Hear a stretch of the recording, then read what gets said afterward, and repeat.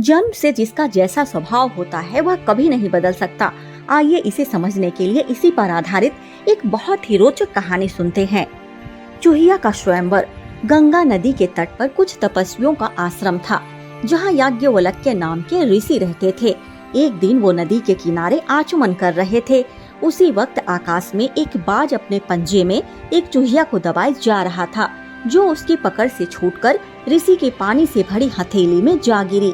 ऋषि ने उसे एक पीपल के पत्ते पर रखा और दोबारा नदी में स्नान किया। चूहिया अभी मरी नहीं थी, इसलिए ऋषि ने अपने तप से उसे एक कन्या बना दिया और आश्रम में ले आए। अपनी पत्नी से कहा, इसे अपनी बेटी ही समझकर पालना।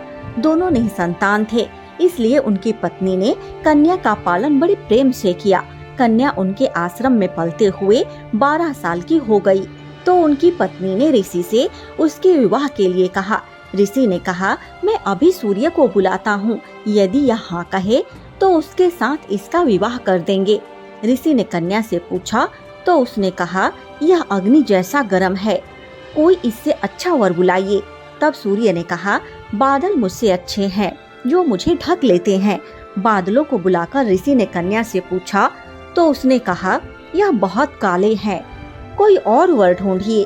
फिर बादलों ने कहा, वायु हमसे भी वेगवती है, जो हमें उड़ाकर ले जाती है।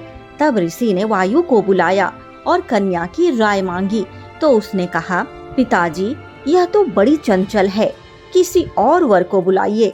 इस पर वायु बोली, पर्वत मुझसे अच्छा है, जो तेज हवाओं में भी स्थिर रहता है। अब ऋषि ने पर्वत को बुलाया और कन्या से पूछा। कन्या ने उत्तर दिया, पिताजी, ये बड़ा कठोर और गंभीर है, कोई और अच्छा वर ढूंढिए ना। इस पर पर्वत ने कहा, चूहा मुझसे अच्छा है, जो मुझ में छेद कर अपना बिल बना लेता है। ऋषि ने तब चूहे को बुलाया और बेटी से कहा, पुत्री, यह मूषक राज क्या तुम्हें स्वीकार है? कन्या ने चूहे को देखा और देखते ही वो उसे बेहद पसंद आ गया। उस पर मोहित होते हुए वो बोली, आप मुझे चूहिया बनाकर इन मूषक राज को सौंप दीजिए।